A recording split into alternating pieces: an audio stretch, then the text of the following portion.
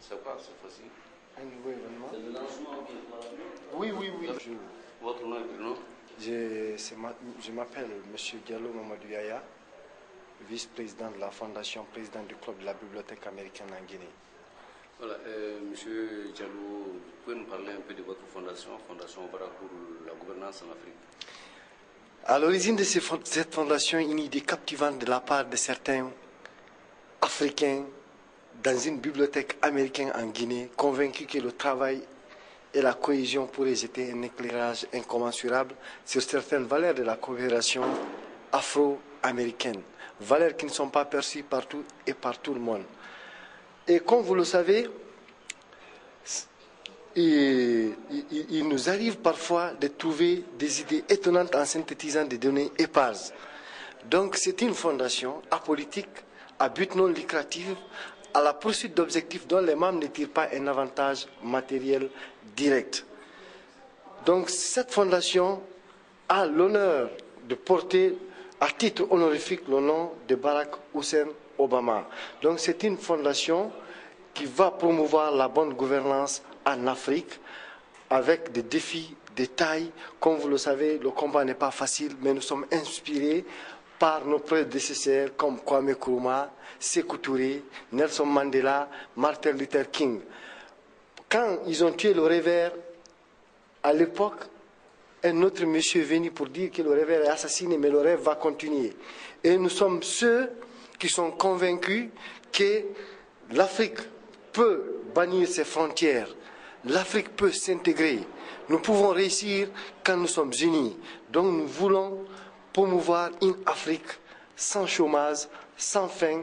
Nous voulons faire rêver cette jeunesse africaine qui s'embarque qui s'aventure dans des embarcations de fortune d'un gouvernement africain. Nous voulons doter à l'Afrique son propre satellite pour résoudre les problèmes de téléphonie, d'internet, de sécurité. Nous savons que le combat n'est pas facile, mais nous sommes convaincus que c'est possible.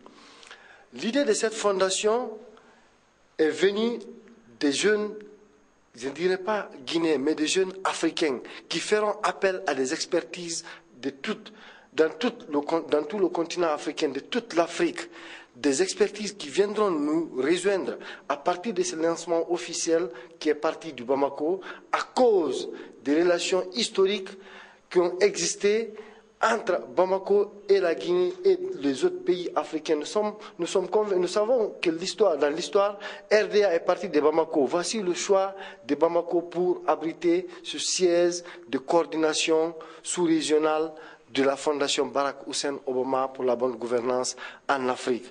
Nous avons un programme ambitieux et très vaste, mais par nos activités passées, nous sommes convaincus que nous pouvons les réaliser. C'est une fondation qui est venue à partir d'un club appelé l'ABTM. Entendez par là les amis de la bibliothèque Turgot Marshall. Un club qui a fait la promotion de la bonne gouvernance à partir de conférences dans plusieurs universités de la capitale guinéenne et de l'intérieur du pays. Un club qui a réussi par le passé à scolariser des enfants mendiants par ses propres fonds. Depuis qu'il a commencé à fonctionner, nous avons aussi à notre actif la création d'un centre d'accueil et d'écoute pour la réinsertion des enfants déshérités dans le système éducatif ou dans la vie socio-professionnelle. Nous avons réussi des programmes d'envergure internationale, des projets gigantesques avec des fonds propres. Nous avons un programme, après Bamako, nous irons à Accra pour aussi se concerter avec la jeunesse du Ghana pour connaître quelles sont les réalités, recenser les besoins du Ghana, comprendre comment mettre en place une base de données qui serait exploitée au service de l'Afrique pour une meilleure adéquation entre emploi et formation. Nous avons un projet d'alphabétisation qui donne la chance à ceux qui n'ont pas eu l'occasion d'aller à l'école. Nous allons aussi à l'Afrique du Sud pour faire un autre lancement pour les pays environnants. Nous irons à Dakar. Nous avons un vaste programme et des ambitions, mais notre rêve est si immense que nous voulons vous demander de le recevoir simplement comme une réalité. Nous formons un peuple avec une volonté une détermination et une cause. Nous sommes convaincus qu'ensemble, tous unis et solidaires, que l'Afrique va trouver son intégration pour bannir les frontières. En 2000, pour marquer le nouveau millénaire, les Nations Unies avaient convoqué une assemblée spéciale à laquelle avaient pris part un nombre record de présidents et de premiers ministres, dont l'objectif était de réduire de moitié la proportion des populations pauvres vivant dans le monde d'ici 2015. C'est le NEPAD. Nous allons faire la promotion de ce vaste programme pour qu'il ne soit pas une lettre morte. Nous voulons faire de cette fondation une Afrique unie, une Afrique sans frontières, une Afrique avec un peuple décent et laborieux. Nous sommes convaincus que nous le pouvons. Et comme Obama avait une fois dit au Ghana que la machine de l'histoire est en marche, la jeunesse africaine ne doit pas être en marche. Le destin de l'Afrique appartient bien sûr aux Africains. C'est à nous de pousser nos dirigeants pour plus de responsabilités. Nous allons le faire. Nous sommes, et nous le répétons, nous le réitérons, apolitiques. Mais par notre méthode, nous allons promouvoir la bonne gouvernance.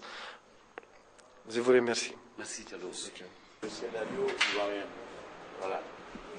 Et donc, on souhaite que Dadi s'en sorte et qu'il retourne dans son pays et que les Guinéens, ensemble, essaient de mettre en œuvre pour éviter de rentrer dans le scénario sierra-léonais, scénario libérien, scénario ivoirien, où il y a des milliers de morts, où il y a eu des milliers de morts, qu'on pleure toujours.